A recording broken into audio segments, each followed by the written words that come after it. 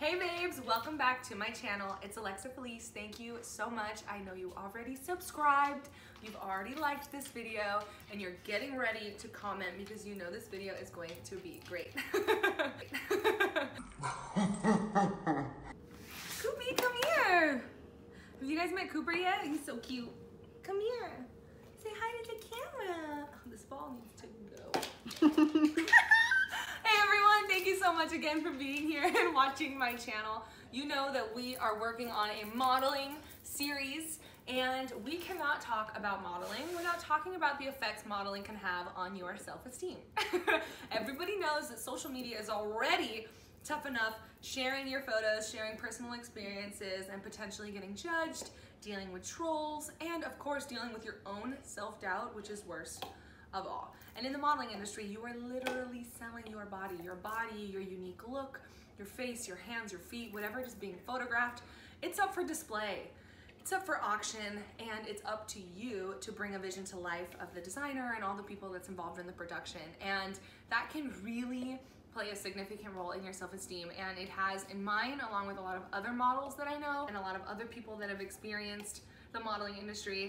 And I would not let you jump on board this modeling industry. I would not let you become a model, whether it's a fashion model, an Instagram model, or a role model. I would not let you dive in and take all this information without going over this first. This is so important. Your mental health and where you're at in your mind and in your physical space is so important. And I know that the modeling industry, along with other workforces, can really play a key role in how you feel about your self-worth and how you measure yourself, and of course your self-perception and your body image. And I just don't want anyone to change the opinions that you should have for yourself. And those opinions should be that you are amazing and that you know you're amazing and you know you're beautiful. So let's get right into it.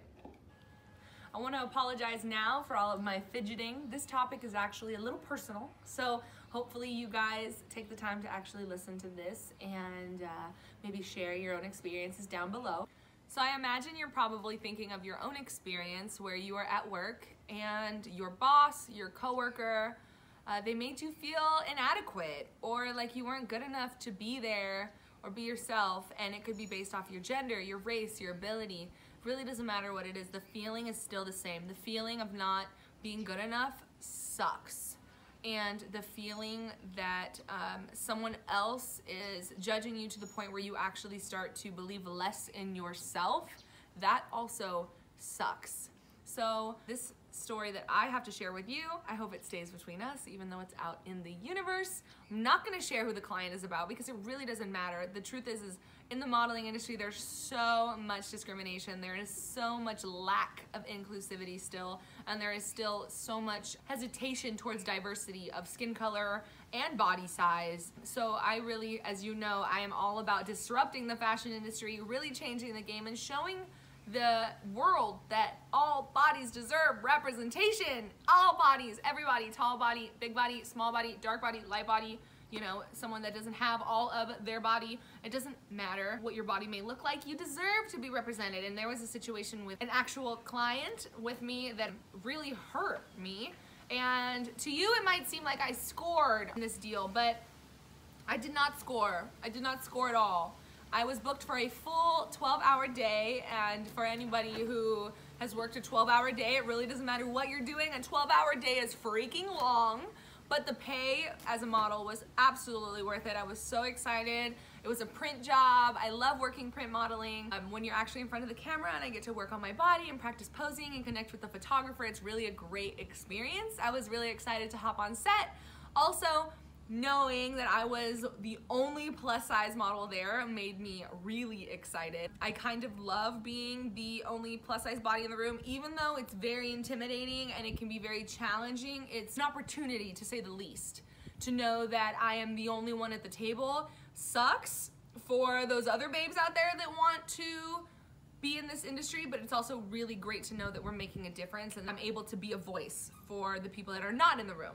This particular situation, I was booked for 12 hours. It was a full day. And when I got there, I got my hair and my makeup done. I already felt a little disconnected because I was new. The people that were there working on set were already friends with each other. They've worked with each other prior, so they already had a relationship. Sometimes when you work print, especially in e-com, you have the same rotation of girls, same rotation of bodies coming in and out. So the hairstylist and the makeup artist and the stylist on set, the photographer, they already knew the other model that was there. So they already had a great conversation going. You know me, I'm not afraid to chat. So I tried to hop in, try to make myself included, let people know what I'm about. They weren't very receptive, but hey, that wasn't gonna steal my shine. I was getting paid, I deserved to be there. But it wasn't until after I was done with my hair and makeup, after I was done getting my look together, when I realized that they didn't have my size.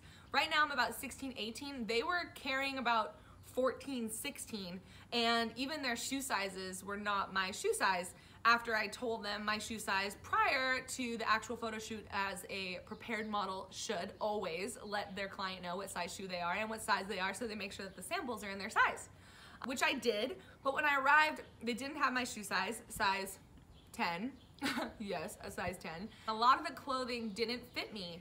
And as I was getting dressed, watching the other model get into clothes, get out of clothes, get into clothes, get out of clothes, taking tons of shots, everybody's encouraging her, telling her she looks so great. They were having such a good time. I'm over here still struggling with my stylist, trying to make my shoes fit and getting my garments to fit. And there was chatter, lots of chatter. Everybody was recognizing that there was an issue, and usually when other people talk about you, it can make you feel really uncomfortable, but in this particular situation, I was feeling extremely uncomfortable because I was flawed. They made me feel like I wasn't deserving of being there when it was their mistake. Why would they bring in a model that wasn't the size of their sample? As a designer, as a full production team, you should know what size model you're booking, and you should absolutely know what size samples you have so you can book the right size models. And by them doing that, that put me in a position where it made me feel like I was wrong. I was the one that was out of place. I had the body that didn't fit into the clothing.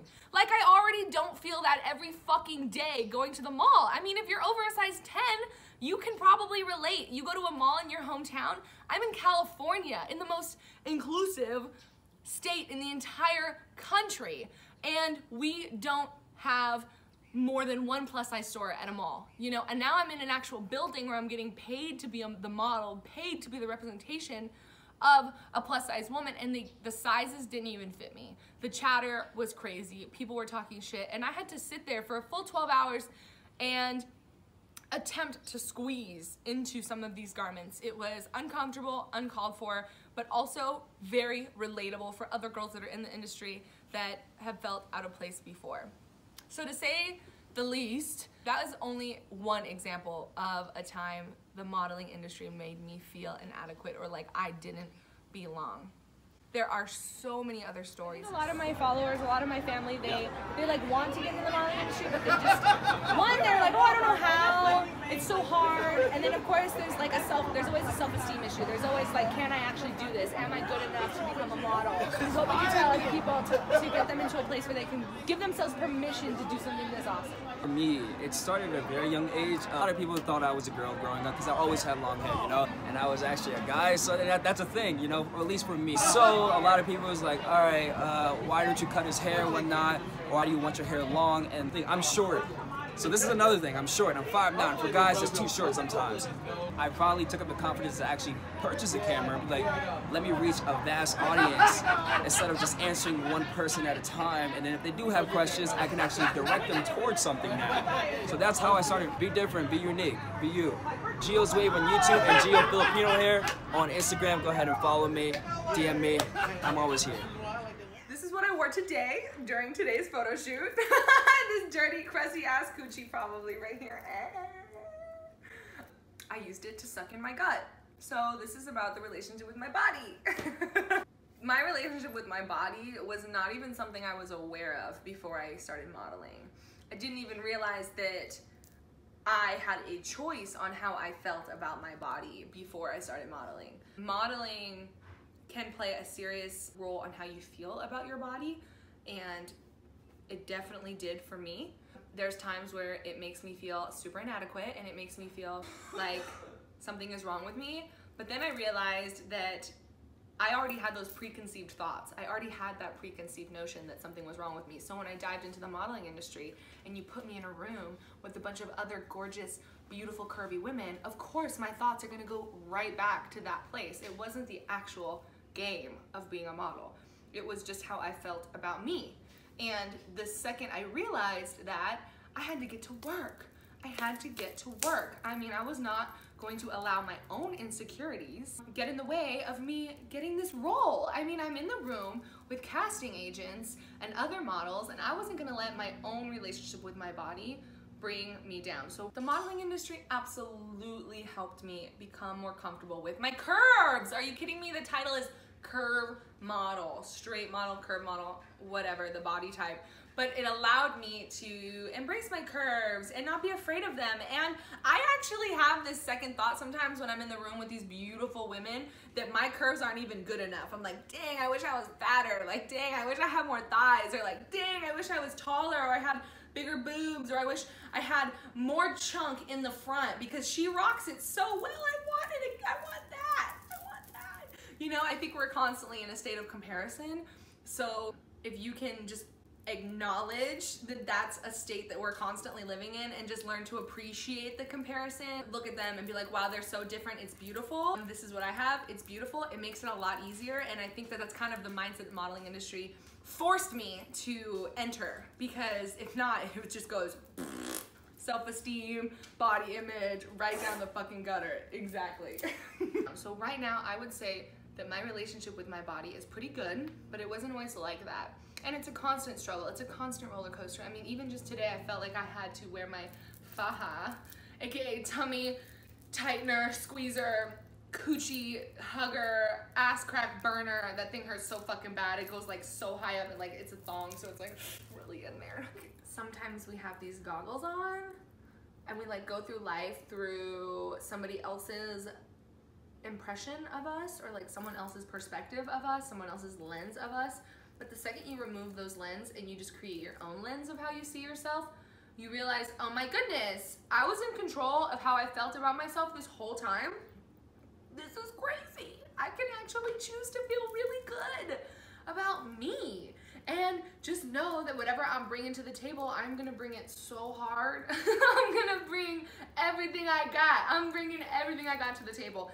And if someone else doesn't like it, or someone else isn't into it, who cares? This is what I got. This is who I am. And all I can do is focus on loving me, getting to know me, the good parts and the bad parts, and try to be better. Like, be cool with self-help and self-improvement. In the modeling industry, I've learned that I have to have my self-love affirmations ready to go. You have to have them ready to go. Because if not, it'll beat you up. I'm literally in the car driving to my bookings like, you are beautiful, you are smart, you are capable, you booked this, they want you, they love you, you are amazing, your body is gorgeous, your ass is fat. I have to go through a list of compliments just to keep my mind in the right mindset, because the second you get on set, you are in a danger zone. I mean, there are people coming from all angles, there's lights, there's all these different things that other people have to focus on, like your clothing, your makeup, your hair, the lighting, the setup, you know, all these other elements that are going into whatever job you are working for, whatever you're performing for, you know? My job is to make sure that I can control this and this and this, so I can achieve whatever they want. So to say that your relationship with your body and your relationship with your self-love journey, it's extremely important, and it's something that really got me passionate about self-love. It's forced me to embody a confident being at all times. And it gave me a superpower that I never knew I had. And I think that we all have the power of being that kind of presence in a room. I think that we all have that confidence inside us. We all can be driving on our way to whatever job we have, or baby shower we're going to, or a high school reunion, or whatever it is, and we can tell ourselves those compliments, and we can tell ourselves those things that make us feel so good about ourselves, that we know deep in our soul are true. You are worthy, you are beautiful, you deserve love, your body is amazing, and you're so grateful for your body. All these things that you're reminding yourself of, if you can say those things to yourself, whatever place you end up at, your being is going to be confident and it's going to become your superpower. And if you just kind of live in that state and come up with that routine and really follow it, and you don't allow the outside noise to kind of interfere with that opinion of self and that image of self, other people see it too. And they're like, actually, yeah, she is beautiful, she is smart, she is confident, she is powerful, she is creating change in her community. And you're over here like, fuck yeah, I am. Like, thanks for recognizing, thanks so much. You know, you get to a place where it just feels right, but it's not without all of the feeling shitty first. You have to feel all the feels first. You have to, I've hated everything from my ears to my toes, and I've literally cried night after night after night because I didn't like how I looked. My mom doesn't like her feet, and we have similar feet, and so she made me feel like my feet were ugly. And so my whole life I felt like my feet were ugly until I told my mom, you know what? I don't want to hear those negative comments about your feet anymore. Your feet are fine, my feet are fine, feet are great. But it's just, and I know that sounds so silly, but you're probably like, oh my gosh, that's me in my chin. Oh my gosh, that's me in my hair. Oh my gosh, that's me in my belly or my thighs or my ass dimples or whatever it is.